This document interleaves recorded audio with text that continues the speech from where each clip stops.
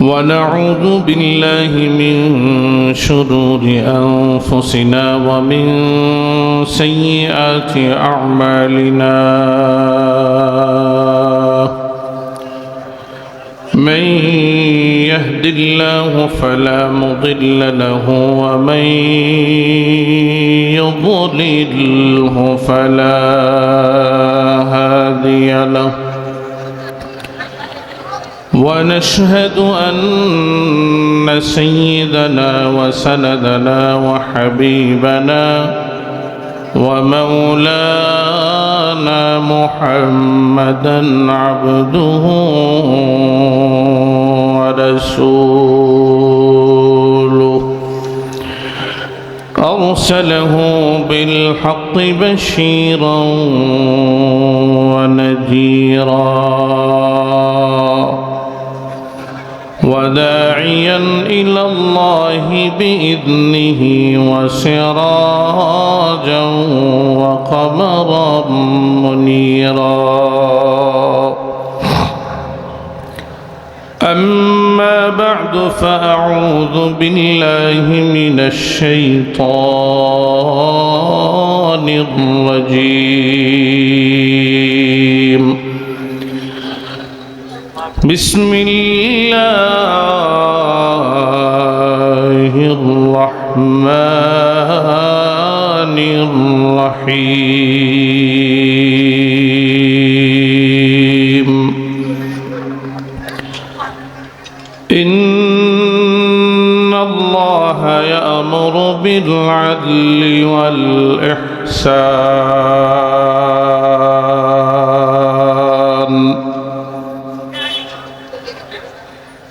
وإيتاء ذي القربى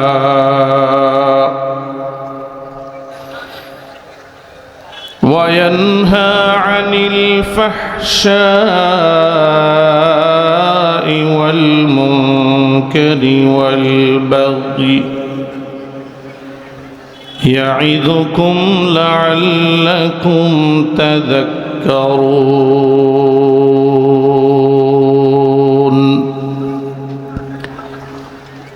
وعن أبي هريرة رضي الله تعالى عنه أنه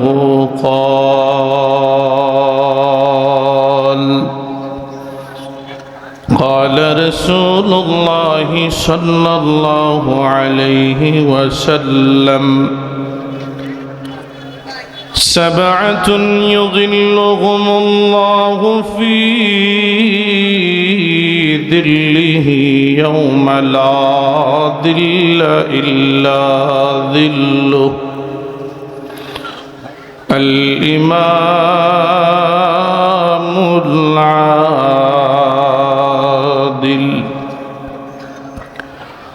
وشاب نشأ في عبادة ربه،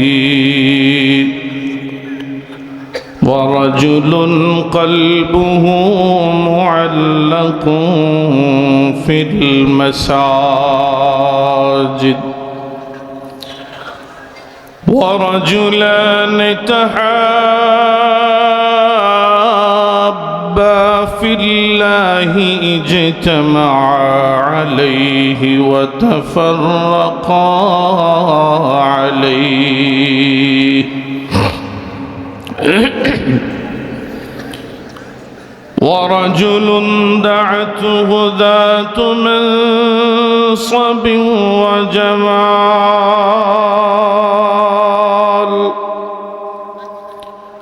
فقال: إني أخاف الله.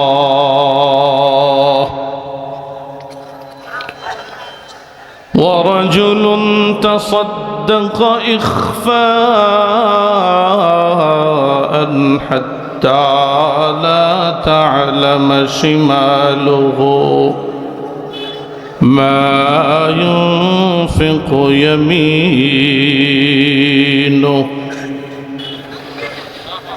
ورجل ذكر الله خاليا ففاضت عيناه أو كما قال النبي صلى الله عليه وسلم اللهم صل على محمد وعلى آل محمد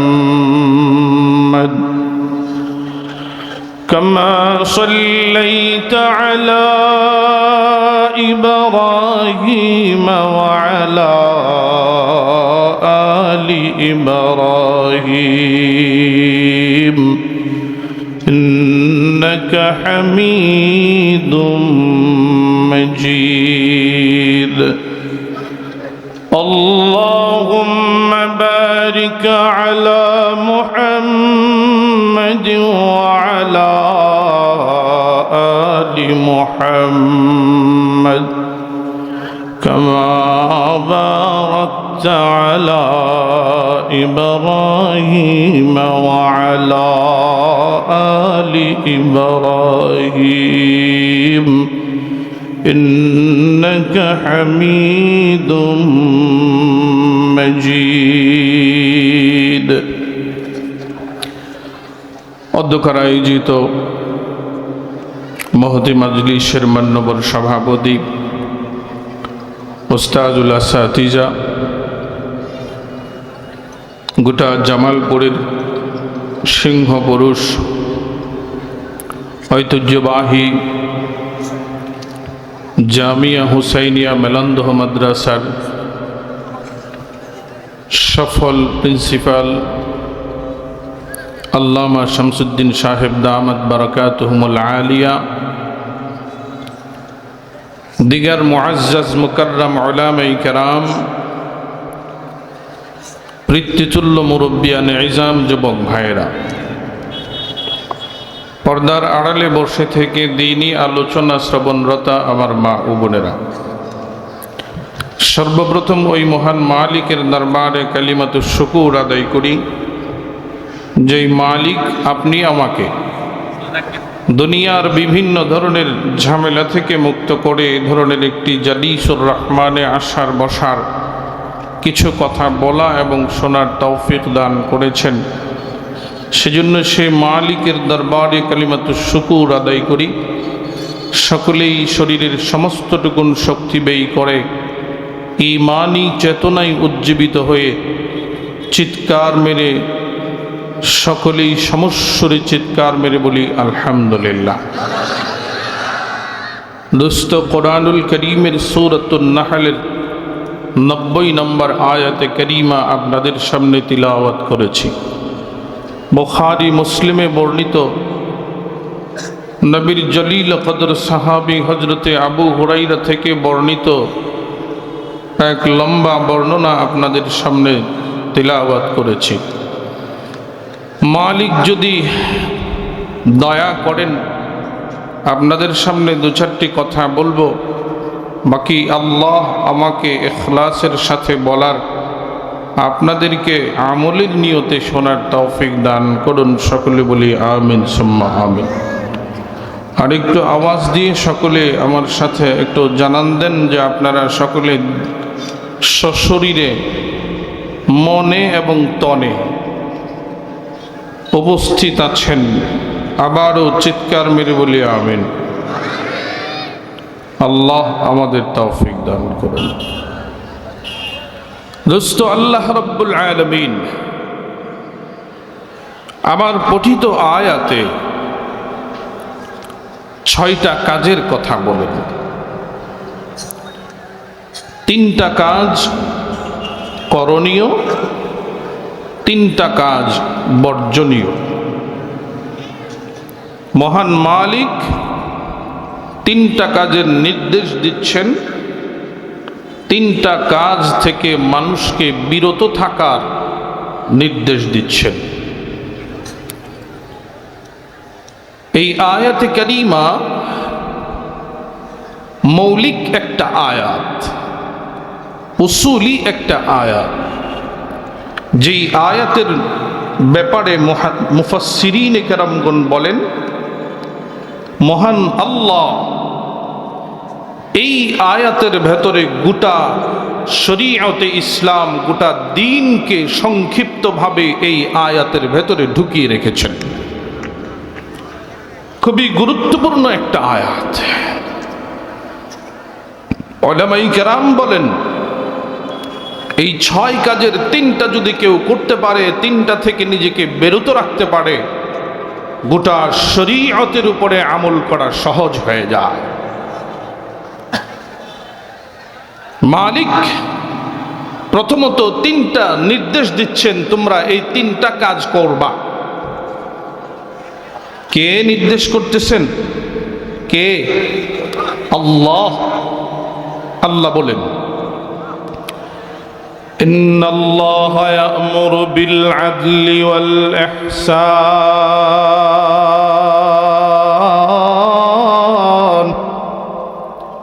ওয়া ইতা'i যিল কুরবা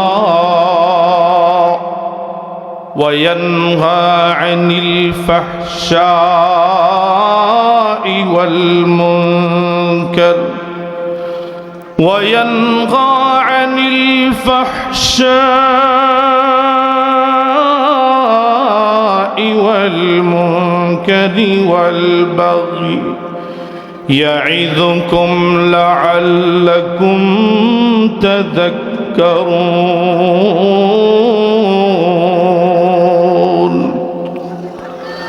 إن الله يأمر الله নির্দেশ দিচ্ছেন। আল্লাহ কি দিচ্ছেন? ইন্নাল্লাহা ইয়া'মুরু বিল আদল। 3টা পালনীয় করণীয় কাজের মধ্যে আল্লাহ তাআলা বলেন সর্বপ্রথম আমি আল্লাহ তোমাদেরকে আদলের হুকুম করছি, আদলের নির্দেশ দিচ্ছি। দোস্ত, আদল কি জিনিস? একটি আরবি শব্দ আদল, প্রতিশব্দ হলো ইনসাফ। বাংলায় নেই পরায়ণতা, নেই বিচার, সমতা, বৈষম্যহীনতা, এগুলো আদল শব্দের বাংলা অর্থ।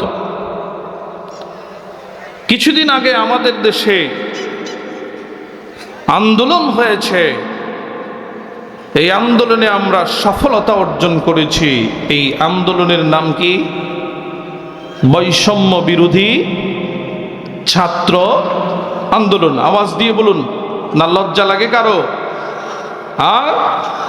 মনের ভেতরে কোনো সংকোচ আছে? এটার মধ্যে কোনো সংকোচ নাই। জোর গলায় সিনার টান করে বলবেন, সিনার টান করে বলবেন। আন্দোলনের নাম কি ছিল? বৈষম্য বিরোধী ছাত্র আন্দোলন। গর্ব করে বলবেন, কোনো বৈষম্য থাকবে না। 1400 বছর আগে, 1450 বছর আগে রব্বুল আলামিন কোরআনুল কারীমের ভেতরে নির্দেশ করেন, এই মানব জাতি, তোমাদেরকে আমি আল্লাহ বৈষম্যহীনতার নির্দেশ দিলাম। না সমাজে, না পরিবারে, না রাষ্ট্রে, না কোথাও বৈষম্য থাকবে। বৈষম্যকে আল্লাহ তাআলা পছন্দ করে না। বৈষম্যহীনতার নির্দেশ আমার আল্লাহ আগেই দিয়েছেন। ইসলাম, ইসলামী সমাজ, রাষ্ট্র ব্যবস্থা যেখানে আছে সেখানে কোনো বৈষম্য নাই। এই জন্য মুসলমানদের আগে বোঝা উচিত, আমরা যদি বৈষম্যহীন সমাজ চাই, আমরা কি করতে হবে? আমাদের চোখ বন্ধ করে প্রত্যেকটা মুসলমানের উচিত বৈষম্যহীন সমাজ ব্যবস্থার জন্য ইসলামী খেলাফতের জন্য তারা স্লোগান উঠাবে। দুনিয়ার সমস্ত তন্ত্রমন্ত্র, দুনিয়ার সমস্ত তন্ত্রমন্ত্র সব কিছুকে জলাঞ্জলি দিয়ে, সব কিছুকে লাথি মেরে বৈষম্যহীন সমাজ ব্যবস্থার জন্য কোরআনকে আঁকড়ে ধরতে হবে।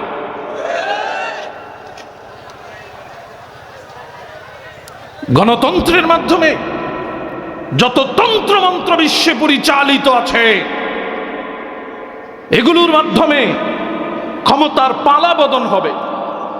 ক্ষমতার কি হবে? পালা বদল হবে। অমুক যাবে, তুমুক আসবে, যেটা আমরা দেখছি ৭১-এর পর থেকে এই পর্যন্ত। কিন্তু আমরা আমাদের কাঙ্ক্ষিত স্বাধীনতায়, আমাদের বৈষম্যহীন সমাজ ব্যবস্থা বিনির্মাণ করতে পারি। কেন? কারণ যে রাস্তায় আমরা এটা নিতে চাচ্ছি, এই রাস্তায় এটা সম্ভব না। যতদিন না পর্যন্ত কোরআনের খেলাফত, কোরআনী শাসন ব্যবস্থা প্রতিষ্ঠিত না হবে। আল্লাহ তাআলা নির্দেশ করেন নবী আলাইহিস সালাতু ওয়াস সালামকে। তো নবীজি নির্দেশ পাওয়ার সাথে সাথেই নিজের ব্যক্তি জীবন থেকে শুরু করে সমাজের সব জায়গায়, বলছিলাম মনিটরের সাউন্ড একটু বাড়ায় দেওয়ার জন্য,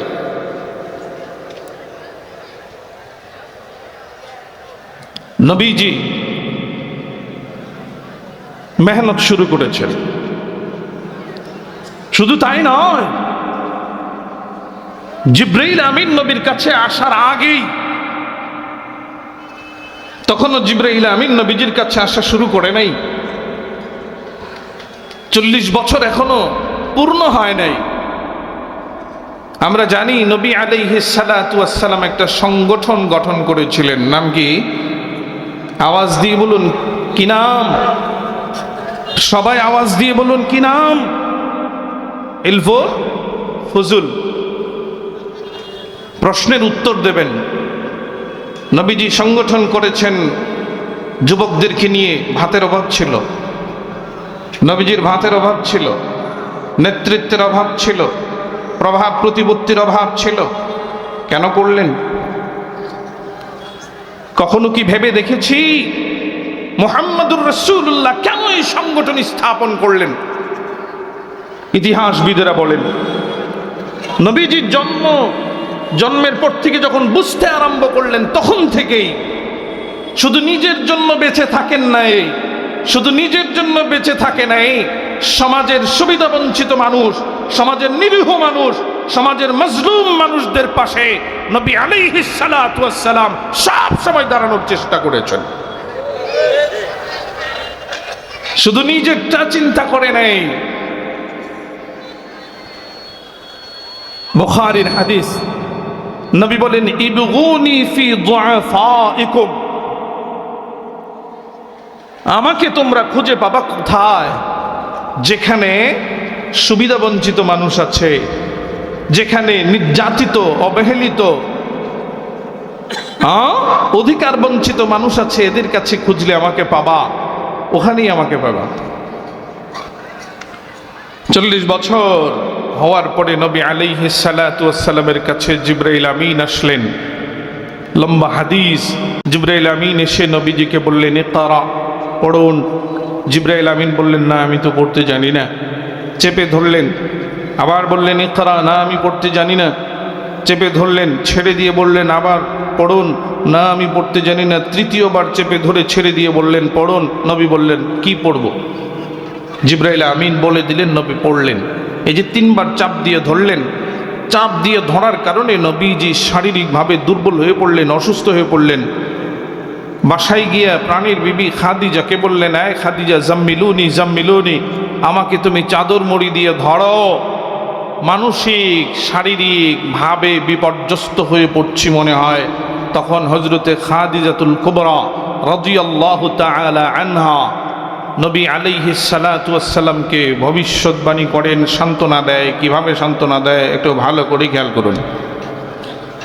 قالت خديجة كلا والله لا يخزيك الله أبدا আম্মাজান হযরতে খাদিজাতুল কুবরা রাদিয়াল্লাহু তাআলা আনহা নবীজিকে ডাক দিয়ে বলে, ইয়া রাসূলুল্লাহ, আমার বিশ্বাস, কাল্লা ওয়াল্লাহ ইয়া রাসূলুল্লাহ, আল্লাহর কসম করে বলি গো, আপনাকে আল্লাহ অপমানিত করবে না, আপনাকে লাঞ্ছিত করবে না, আপনাকে অপদস্থ করবে না। কেন কেন? হযরতে খাদিজাতুল কুবরা রাদিয়াল্লাহু তাআলা আনহা প্রমাণ হিসাবে 4টা বিষয়ে 5টা বিষয়ের কথা বলে। ওগো নবীজি, আপনি আপনার ভবিষ্যতে এমন 5টা কাজের সাথে জড়িত আছেন গো নবীজি। এই 5 কাজ আমাকে আমার মনের ভেতরে সাক্ষ্য দেয়, আমি সাক্ষ্য দেই, আমার মনের ভেতরে ভরসা দেয়। এই 5 কাজের জন্য আল্লাহ রাব্বুল আলামিন আপনাকে অপমানিত করবে না। ওয়া তুঈনু আলা নওয়াইবিল হক, হে নবী, আপনি সত্য প্রতিষ্ঠার জন্য মানুষের পাশে দাঁড়িয়ে দাঁড়িয়ে সাহায্য করেছেন। সমাজে যদি কোনো সুবিধাবঞ্চিত মানুষ থাকতো তাহলে তার পাশে আপনি দাঁড়িয়েছেন। কারো বিরুদ্ধে যদি মিথ্যা মামলা হয়, কারো বিরুদ্ধে যদি মিথ্যা মামলা হয়, কোনো প্রভাবশালী, দলীয় প্রভাবশালী, চাঁদাবাজ, মাস্তান, বংশ বড়, কলমের জোর বেশি, অস্ত্রের জোর বেশি, দলীয় প্রভাব আছে, এই সমস্ত জালেমরা যদি সমাজের কারো উপরে কখনো নির্যাতনের স্টিম রুলার চালাইতে চায়, নবী মুহাম্মদুর রাসূলুল্লাহ সাল্লাল্লাহু আলাইহি ওয়াসাল্লাম সেখানেই দৌড়ে গিয়েছেন, সেখানেই দৌড়ে গিয়েছেন, বাধার প্রাচীর হয়ে দাঁড়ায় আছে। কোন জালেমকে, সমাজের কোন মাজলুমের উপরে জুলুম করার অধিকার নবী মুহাম্মদুর রাসূলুল্লাহ দেয় নাই। আর এই জন্যেই যখন একা একা যায় তখন চিন্তা করলেন যে আরে একা একা যাচ্ছি, সমাজের জালেমরা আমার বিরুদ্ধে চলে গেছে, তো এদের সাথে কুলায় উঠতে পারবো কি পারবো না। এই জন্য নবী আলাইহিস সালাতু ওয়াস সালাম পৃথিবীর সর্বপ্রথম সংগঠন তিনি স্থাপন করলেন, গঠন করলেন, যেই সংগঠনের নাম হলো হিলফুল ফুজুল। কেন? নবীর ভাতের অভাব না, কারো সামনে থেকে যেন কেউ ভাত কেড়ে নিতে না পারে, এজন্য সংগঠন গঠন করলে। আমার আপনার দায়িত্ব কি নিজের ভাত নিজে রক্ষা করা না, সমাজে কেউ কারো উপরে জুলুম করছে কিনা প্রভাবশালীদের দায়িত্ব সেটা বাধা দেওয়া। নবীজি মুহাম্মদুর রাসূলুল্লাহ সাল্লাল্লাহু আলাইহি ওয়াসাল্লাম আদল ইনসাফ প্রতিষ্ঠা করেছেন সমাজের ভেতরে, ব্যক্তি জীবনে, পারিবারিক জীবনে এবং রাষ্ট্রীয় জীবনে, সব জায়গায় নবীজি এমনভাবে সমাজ গড়েছেন। নবী আলাইহিস সালাতু ওয়াস সালাম না নিজের উপরে, না নিজে কারো উপরে জুলুম করেছেন, না কাউকে জুলুম করতে দিয়েছেন। নবী আলাইহিস সালাতু ওয়াস সালাম মসজিদে নববীতে দাঁড়ায় গেলেন। এই সাহাবীরা, আয় তোদের সাথে আমি একটা লেনা দেনা পরিষ্কার করতে চাই। সাহাবাই কেরাম আসলেন। নবীজির মনটা বড় খারাপ, চেহারাটা বড় মলিন। তখন নবীজি কি লেনা দেনা পরিষ্কার করবেন? নবী মুহাম্মদুর রাসূলুল্লাহ সাল্লাল্লাহু আলাইহি ওয়াসাল্লাম সাহাবাই কেরামের সামনে দাঁড়ায় গেলেন। আই সাহাবীরা রে, আমি নবী তোমাদের সাথে একদিন নয়, 2 দিন নয়, লম্বা সময় পর্যন্ত তোমাদের সাথে ছিলাম। তোমাদের সাথে আমি বকরি রাখালি করেছি,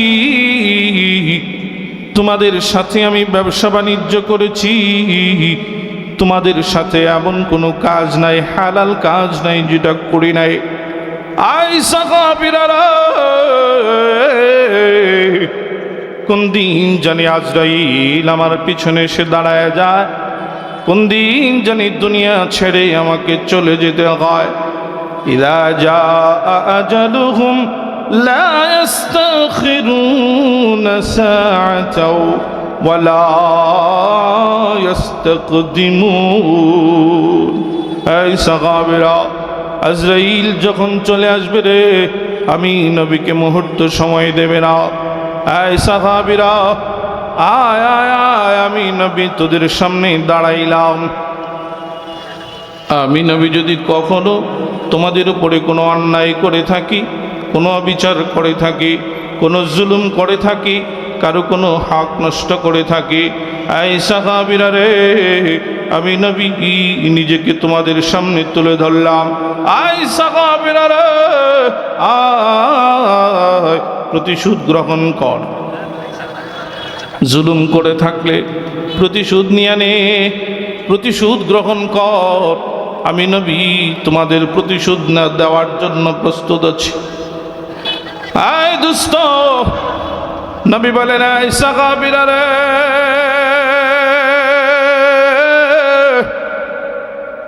হাসরের মাঠে কোটি কোটি মানুষের সামনে আমি নবীকে আসামি বানাইয়া লজ্জিত করিস না আয় আয় আয় জুলুম যদি করে থাকি আমার থেকে তোরা বিচার আমার থেকে প্রতিশোধ নে আয় দুস্থ ইনসাফ কাকে বলে আদল কাকে বলে নবী সাহাবায়ে কেরামের সামনে নিজেকে প্রস্তুত করে দিলেন সমস্ত সাহাবায়ে কেরাম চুপ কারো কোনো কথা নাই কারো কোনো আওয়াজ নাই সাড়া নাই শব্দ নাই হঠাৎ করে নীরবতা ভেঙে একজন সাহাবী দাঁড়ায় বললেন ইয়া রাসূলুল্লাহ ইয়া হাবিবাল্লাহ নবী গো আমি আপনার থেকে একটা প্রতিশোধ গ্রহণ করতে চাই গো নবীজি ইয়া রাসূলুল্লাহ আমি আপনার থেকে একটা প্রতিশোধ গ্রহণ করতে চাই বড় বড় সাহাবায়ে কেরাম পিছনের দিকে তাকায় এই কেটা কেটা এত বড় ব্যাককল এটা কে নবী থেকে আবার প্রতিশোধ গ্রহণ করা লাগে নাকি মাফ করে দিলেই তো হয় কিন্তু কারো কোনো কথা নাই আওয়াজ নাই নবী আলাইহিস সালাতু ওয়াস সালাম সাহাবীকে ডাক দিয়ে বলে সাহাবী আয় আয় কোন ধরনের প্রতিশোধ তুই আমার থেকে নিবি বল বলে ইয়া রাসূলুল্লাহ ইয়া হাবিবাল্লাহ নবী গো কোনো একদিন আপনি আমাকে পিঠের মধ্যে খেজুরের ডাল দিয়ে আঘাত করেছেন প্রতিশোধ নিতে চায় নবীজি বললেন যা যা একটা খেজুরের ডাল নিয়ে আয় সাহাবী খেজুরের ডাল সংগ্রহ করে এবার আগায় নবীজির কাছে যাওয়ার পরে নবীজি পিঠখানা ঘোরায় দিলেন নে আঘাত কর সাহাবী এবার আস্তে করে নবীজির কানে কানে ডাক দিয়ে কই ইয়া রাসূলুল্লাহ ইয়া হাবিবাল্লাহ নবী গো আমি আপনাকে সেভাবে আঘাত করতে চাই যেভাবে আপনি আঘাত করেছেন আয় দোস্ত নবী মুহাম্মদুর রাসূলুল্লাহ সাল্লাল্লাহু আলাইহি ওয়াসাল্লামের ইনসাফ আদল ইনসাফ কাকে বলা হয় খেয়াল করে দেখুন নবী আমার ডাক দিয়া কয় কেমনে মারবি কেমনে আঘাত করবি কেমনে প্রতিশোধ নিবি ভালো করে ক এবার সাহাবী কয় ইয়া রাসূলুল্লাহ আপনি যখন আমাকে আঘাত করেছেন গো নবীজি আমার পিঠে কোনো কাপড় ছিল না গো নবী আয় দোস্ত রাসূল আরবি সাল্লাল্লাহু আলাইহি ওয়াসাল্লাম সঙ্গে সঙ্গে সাথে সাথে পিছনের কাপড়খানা উঠে দিলেন পিঠটা খুলে দিলেন নে নে নে আঘাত কর হাসরের মাঠে কোটি কোটি মানুষের সামনে আমাকে আসামি বানাইস না আয় দুষ্ট সাহাবী সাথে সাথে খেজুরের ডালখানা দূরে নিক্ষেপ করে দিলেন এবার নবীজির পিছন দিক থেকে জড়ায় ধইরা নবীজির মেরুদণ্ডের মাঝখানে পিঠের মাঝখানে বাড়তি একটা গোশতের টুকরা যেটাকে মহরে নবুয়ত বলা হয় কবুতরের ডিমের আকৃতিতে যেই গোশতের টুকরাটা নবীজির পিঠের মাঝখানে ছিল যেটাকে নবুয়তের নিদর্শন বলা হয় পূর্ববর্তী সমস্ত কিতাবে যেই মোহরে নবুয়তের ইঙ্গিত এসেছে সরাসরি বলা হয়েছে আখিরি নবী যিনি হবে শেষ নবী যিনি হবে, মুহাম্মদুর রাসূলুল্লাহ যিনি হবে, তার পিঠের মাঝখানে একটা বাড়তি গোশতের টুকরা থাকবে। যেই বাড়তি গোশতের টুকরাটা কবুতরের ডিমের আকৃতিতে হবে। এই মোহরে নবুয়তের মধ্যে সাহাবী বারবার চুমু খায় আর দুইটা চোখের পানি ছেড়ে দিয়া ডাক দিয়া খায়, ইয়া রাসূলুল্লাহ, ইয়া হাবিবাল্লাহ, নবী গো, আপনার থেকে কোনো প্রতিশোধ গ্রহণ করা উদ্দেশ্য ছিল না, কেন করলি এটা?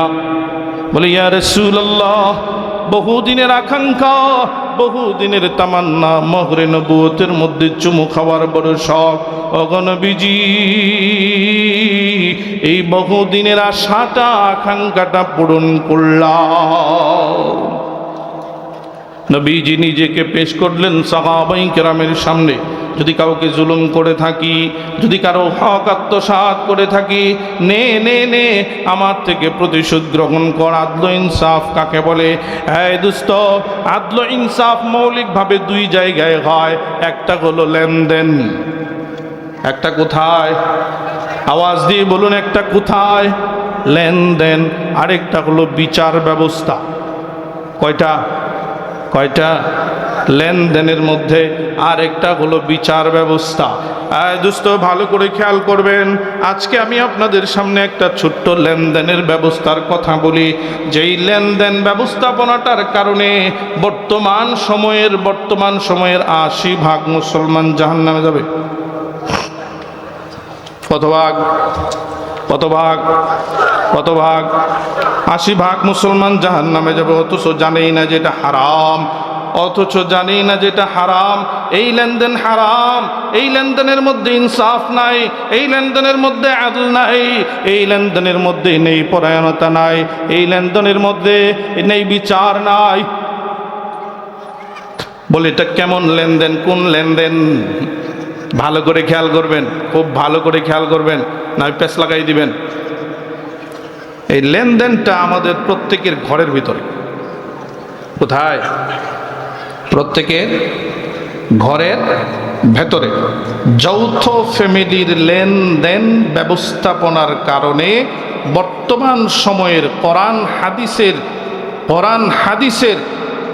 হাদিসের প্রমাণ অনুযায়ী লেনদেন, এই যৌথ ফ্যামিলির লেনদেন ব্যবস্থার কারণে বর্তমান সময়ে বিশেষ করে আমাদের এই বাংলাদেশের ৮০% মানুষ জাহান্নামে যাবে। কয় ভাগ? বাবা দাঁড়াবে সন্তানের সামনে, সন্তান দাঁড়াবে বাবার সামনে, ছোট ভাই দাঁড়াবে বড় ভাইয়ের সামনে, বড় ভাই দাঁড়াবে ছোট ভাইয়ের সামনে হাসরের মাঠে। সন্তান দাঁড়াবে বাবার সামনে। কেন? নবী আলাইহিস সালাতু ওয়াস সালামের এক সাহাবী নবীজির কাছে গেলেন, ইয়া রাসূলুল্লাহ, ইয়া হাবিবাল্লাহ, নবী গো, আমার স্ত্রীর পেটে আমার এক বাচ্চা আছে গো নবীজি। ইয়া রাসূলুল্লাহ, ইয়া হাবিবাল্লাহ, নবী গো, আমি আমার স্ত্রীর পেটের বাচ্চার জন্য আমি কিছু অনুদান দিলাম, কিছু দান করলাম।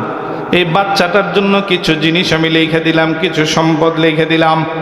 নবী মুহাম্মদুর রাসূলুল্লাহ সাল্লাল্লাহু আলাইহি ওয়াসাল্লাম ডাক দিয়ে বলেন, হে সাহাবী, তোমার স্ত্রীর পেটে যে বাচ্চাটা আছে, এই বাচ্চা ছাড়াও কি তোমার আরো বাচ্চা আছে? বলে, আছে। এই বাচ্চার জন্য তুমি যা নির্ধারিত করছো তোমার সম্পদ থেকে, তোমার অন্য বাচ্চাদেরকেও কি সেই পরিমাণ দিছ? বলে, না, দেই নাই। তখন নবী কি বলেন? নবী কি বলেন? ওয়াত্তাকুল্লাহ ওয়াত্তাকুল্লাহ ওয়াদিলু বাইনা আওলাদিকুম। নবী বলেন, আল্লাহকে ভয় করো, আল্লাহকে ভয় করো। ওয়াদিলু বাইনা আওলাদিকুম, তুমি তোমার সন্তানদের মাঝে নেই পরায়ণতা, ইনসাফ প্রতিষ্ঠা করো। একজনকে বেশি দিবা, আরেকজনকে কম দিবা, এই অধিকার তোমাকে দেয় না। সন্তান তিনটা। কয়টা?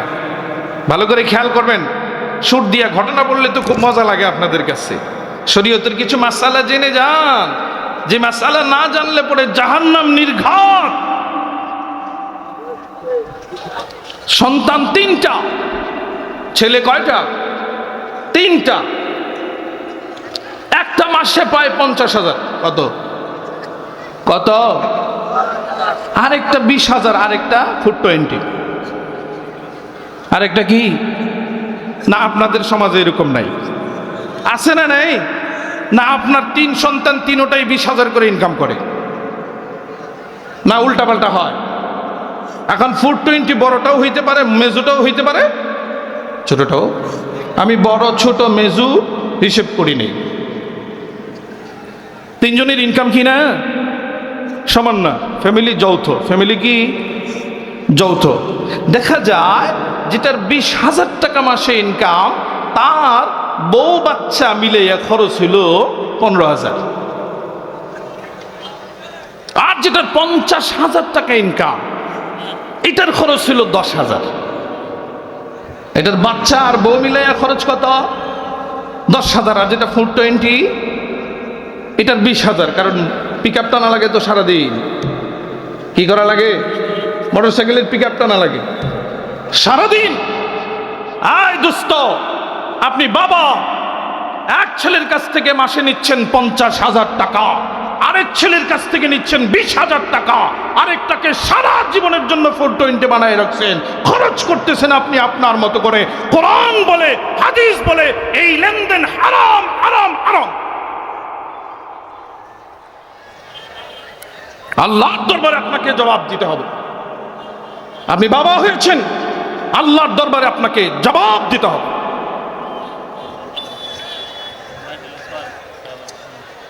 কঠিন হয়ে গেল কথাটা? এটাই বাস্তব।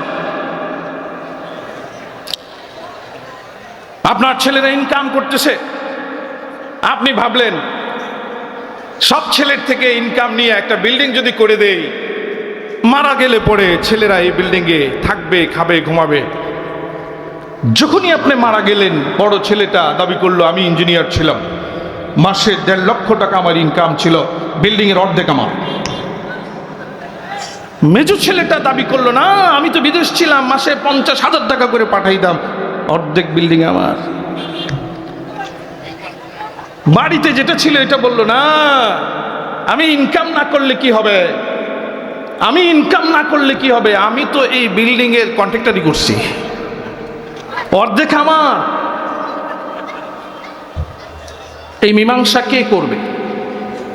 সমাজে এই ধরনের সমস্যা হয় না?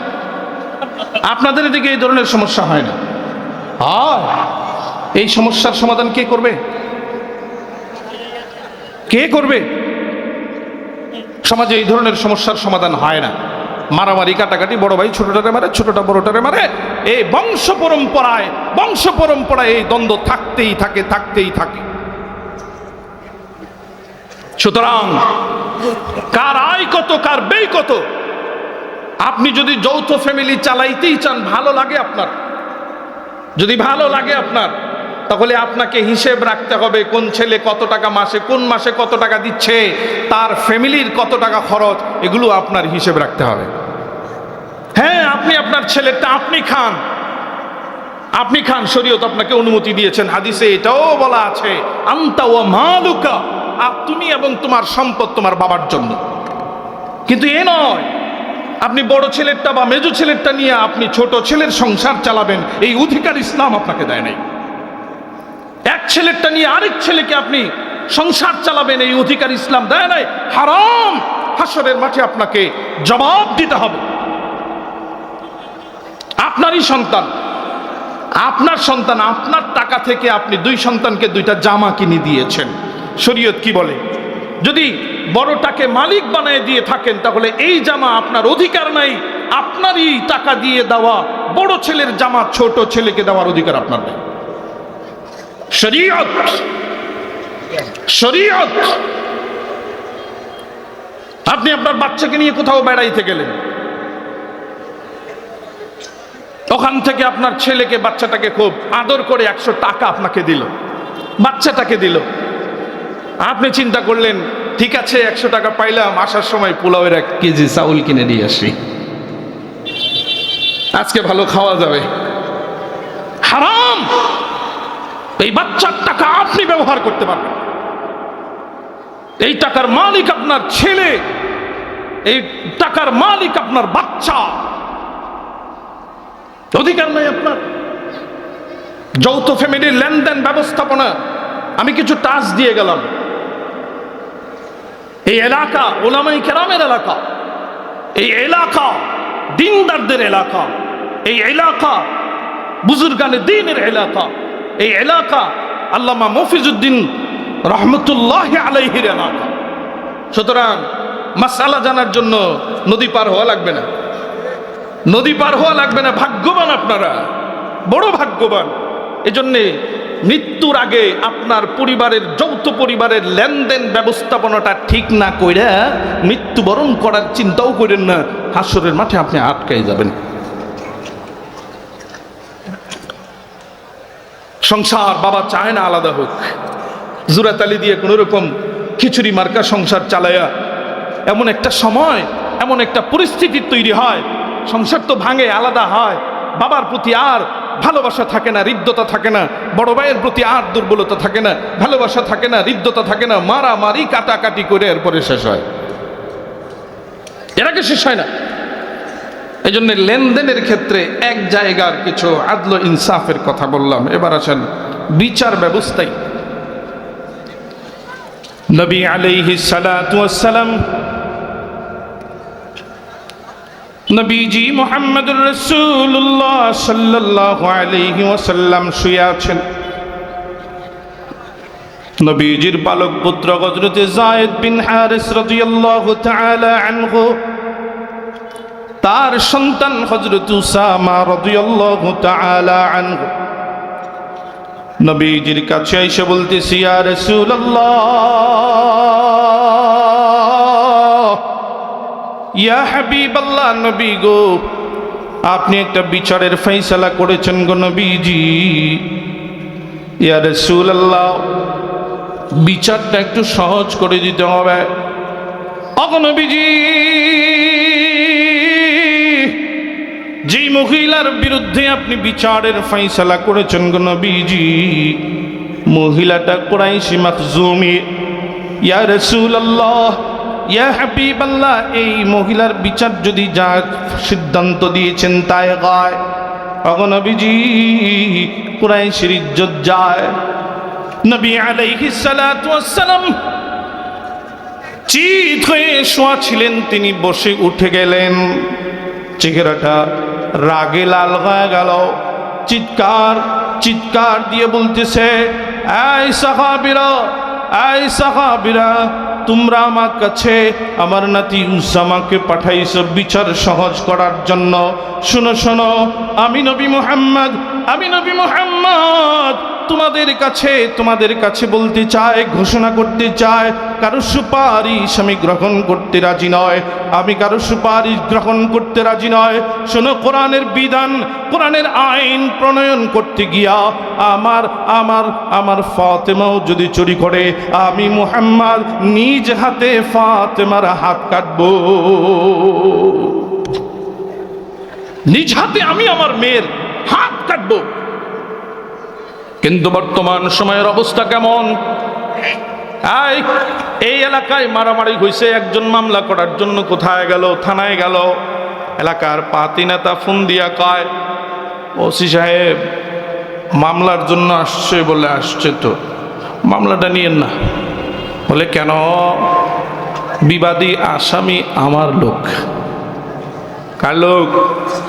কার লোক? আমার লোক। এরকমটা হয় না। আল্লাহু আকবার, আল্লাহু আকবার। কোরআন হাদিসের বিধানের ক্ষেত্রে এইরকম কোনো সুপারিশ হয় না। নিজের লোক না পরের লোক চিন্তা করার টাইম নাই, বিবেচনার টাইম নাই। আয় দোস্ত, নবী আলাইহিস সালাতু ওয়াস সালামের আদালতে নবীর খুব ঘনিষ্ঠ সাহাবী হযরত আবু বকর সিদ্দিক রাদিয়াল্লাহু তাআলা আনহু কেমন ঘনিষ্ঠ! নবী আলাইহিস সালাতু ওয়াস সালামের ব্যাপারে 100 উট পুরস্কারের ঘোষণা হয়ে গেল। মুহাম্মদকে যে ধরে দিতে পারবে জীবিত অথবা মৃত 100 উট পুরস্কার প্রদান করা হবে। মক্কাতুল মুকাররমার সমস্ত পাহলওয়ান বীর পাহলওয়ানেরা খোলা তরবারি নিয়ে বের হয়ে গেছে রে। মুহাম্মদ কোথায় আছে? ধরো ধরো, মুহাম্মদকে ধরো। নবীজি মুহাম্মদুর রাসূলুল্লাহ সাল্লাল্লাহু আলাইহি ওয়াসাল্লাম মক্কা থেকে মদিনার দিকে রওনা করলেন। কঠিন এক সফর, গোপন এক সফর। এই গোপন সফরে কাকে বিশ্বাস করা যায়, কাকে সঙ্গী বানানো যায়?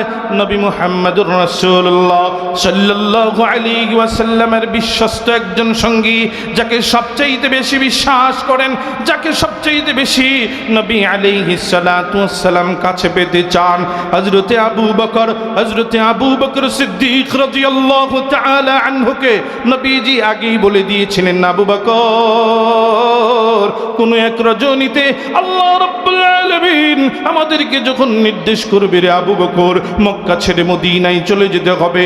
নবী আলাইহিস সালাতু ওয়াস সালাম হিজরতের রজনীতে আবু বকরের বাসায় গিয়া দরজায় নক করলেন। আবু বকর দরজা খোলো। নক করতে দেরি হয়েছে, আবু বকর দরজাটা খুলে দিলেন। আয় আবু বকর আশ্চর্য হলাম, কেন গো নবীজি? আয় আবু বকর এত তাড়াতাড়ি গভীর রজনীতে কেমনে দরজা খুলল রে আবু বকর? নবীর সাহাবী হযরতে আবু বকর কত বিশ্বস্ত, কত দয়ার, কত মায়ার। হযরতে আবু বকর নবীজিকে ডাক দিয়ে বলে, ইয়া রাসূলুল্লাহ, যেদিন আপনি আমাকে বলেছিলেন গো নবীজি কোন এক রজনীতে মক্কা ছেড়ে মদিনার দিকে রওনা করতে হবে গো নবীজি, সেদিন থেকে আমি আবু বকর রাতের বিছানায় পিঠ লাগানোকে হারাম করে দিয়েছি। এরকম একজন বিশ্বস্ত সাহাবী হযরতে আবু বকরের বিরুদ্ধে যে ইহুদি আপনার থেকে কিসাস গ্রহণ করবে, আপনাকে থাপ্পড় দেবে, আয় আবু বকর আপনি সাক্ষী নিয়ে আসেন। ইয়া রাসূলুল্লাহ, ইয়া হাবিবাল্লাহ, নবী গো আমার কাছে তো কোনো সাক্ষী নাই গো নবীজি, আমি কোত্থেকে সাক্ষী আনবো? ইহুদিকে যখন আমি থাপ্পড় দেই, ইহুদি যখন আমার আল্লাহকে গালি দেয়, কোনো মানুষ কাছে ছিল না আমি এবং ইহুদি ব্যতীত। হায় আবু বকর এত কথা শোনা যাবে না। অভিযোগ যেহেতু করেছেন, সাক্ষী ছাড়া কোনো রকমের বিচার আপনার পক্ষে দেওয়া সম্ভব নয়। আপনি প্রস্তুতি নেন, ইহুদি আপনাকে থাপ্পড় দেবে, আপনি থাপ্পড় নেওয়ার জন্য প্রস্তুতি নেন। আয় দোস্ত, নবীর জলিল কদর সাহাবী নবী মুহাম্মদুর রাসূলুল্লাহ কি বিচার করে, কি ফয়সালা করে, কি রকম ইনসাফ করতেছে। আয় দোস্ত, নবী আলাইহিস সালাতু ওয়াস সালামের সাহাবী হযরতে আবু বকর সিদ্দিক রাদিয়াল্লাহু তাআলা আনহু এবার নবীজির কাছে ডাক দিয়া কয়, ইয়া রাসূলুল্লাহ, ইয়া হাবিবাল্লাহ, নবী গো একটা রজনী টাইম দেন, একটা রজনী, একটা রাতের জন্য আমাকে একটু সুযোগ দেন। নবীর সাহাবী হযরতে আবু বকর সিদ্দিক রাদিয়াল্লাহু তাআলা আনহু বাড়িতে চলে গেলেন। ইশার নামাজ আদায় কইরা নবীর সাহাবী হযরতে আবু বকর সিদ্দিক রাদিয়াল্লাহু তাআলা আনহু তাহাজ্জুদের নামাজ আদায় কইরা মুসল্লার মধ্যে বৈশা মালিকের দরবারে দুইটা হাত উঠায় দিয়া মালিককে ডাক দিয়ে বলে, মালিক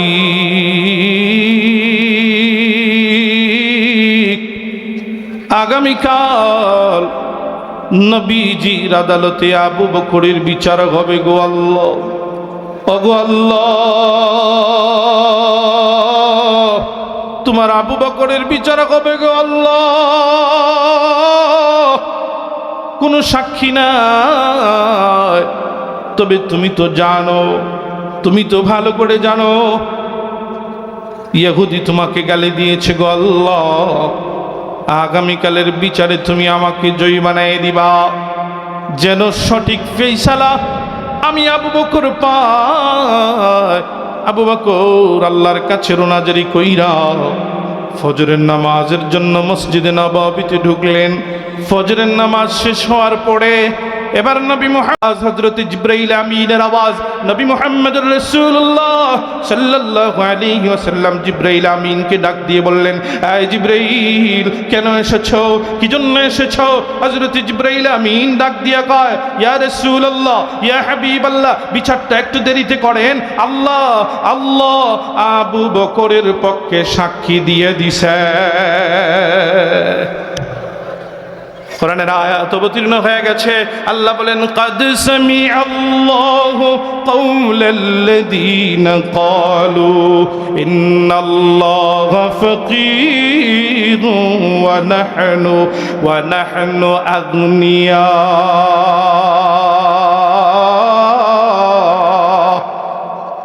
আল্লাহ সাক্ষ্য দিয়ে দিলেন, অগণবীজি শুনুন, দুনিয়ার কোনো সাক্ষী যদি নাও থাকে, আমি আমার আবু বকরের পক্ষে সাক্ষী দিলাম।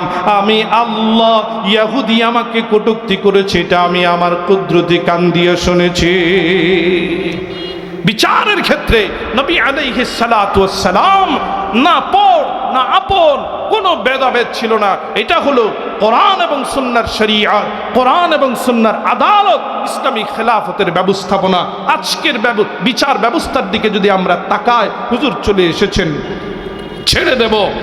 যদি বিচার ব্যবস্থার দিকে তাকায়, টাকা যার, আওয়াজ দিয়ে বলুন, টাকা যার, বিচার চার, দল যার, বিচার তার, ক্ষমতায় যারা থাকে বিচার তাদের পক্ষে যায়, নেই পরায়ণতা, ইনসাফ নাই, জুলুম নির্বিচারে চলে। অন্যায়, অবিচার, চাঁদাবাজি, ঘুষ, খুন, সমস্ত প্রকারের অপরাধ দুনিয়াকে সৈলাব করে ফেলেছে। এই সমস্ত কিছু থেকে আমরা যদি উঠে আসতে চাই, আমরা যদি আমাদের প্রকৃত স্বাধীনতা, বৈষম্যহীনতা যদি চাই, নেই পরায়ণতার ইনসাফ যদি আমরা চাই, তাহলে আমাদেরকে সকলে মিলে এক সুরে আওয়াজ উঠাইতে হবে। ইসলামী খিলাফা চাই, কোরআনের শাসন চাই, শরিয়ার শাসন চাই। কারা কারা রাজি আছেন? দুটা হাত উঠায় দেখাই। আল্লাহ আমাদের তৌফিক দান করুক। দুটা হাত নামায় দুস্থ একটা সংবাদ দেব, যদি কখনো আপনাদের এই মেলান্দহ, আপনাদের এই ইসলামপুর থেকে কোনো আলেম প্রতিনিধি আসে, কোনো আলেম প্রতিনিধি আপনাদের সামনে আসে যে দুনিয়াতে আমরা এত বছর পর্যন্ত জালেমদের পক্ষে ভোট দিয়েছি, জালেমদেরকে ভোট দিয়ে ক্ষমতায় বসায়া তাদের জুলুমের অংশীদার আমরা হয়েছে, কোনো আলেম যদি আমাদের পক্ষে আসে, কোনো আলেম যদি আমাদের কাছে আসে যে আমাকে একটা ভোট দেন, দিয়ে আমাকে একটু ক্ষমতা দেন, আমি আমার অন্তত এই অঞ্চলটাকে শরিয়াসম্মতভাবে সমস্ত জুলুমের বিরুদ্ধে, নির্যাতনের বিরুদ্ধে, চাঁদাবাজের বিরুদ্ধে দাঁড়াইতে চায়, জুলুম থেকে মানুষকে নিষ্কৃতি দিতে চায়। আপনারা প্রস্তুত আছেন তো ইনশাআল্লাহ? প্রস্তুত আছেন তো ইনশাআল্লাহ? এটাকে মেলান্দহের ভিতরে বলছে না, ইসলামপুরের ভিতরে, মেলান্দহের ভিতরে আমি নাম ঘোষণা করে দিয়ে যাই। আপনারা প্রস্তাব উঠাবেন, আপনারা আওয়াজ উঠাবেন। আগামী সংসদ নির্বাচনে জামিয়া হুসাইনিয়ার স্বনামধন্য মুহতামিম হযরতুল আল্লামা শামসুদ্দিন সাহেবকে আমরা এই আসন থেকে এমপি দেখতে চাই। আর আওয়াজ দিয়ে বলুন, কি দেখতে চাই? আল্লাহ আমাদেরকে তৌফিক দান করুক। সকলে বলে আমিন সুম্মা আমিন। ওয়া আখিরু দাওয়ানা আনিল হামদুলিল্লাহি রাব্বিল আলামিন। আসসালামু আলাইকুম ওয়া রাহমাতুল্লাহি ওয়া বারাকাতুহু।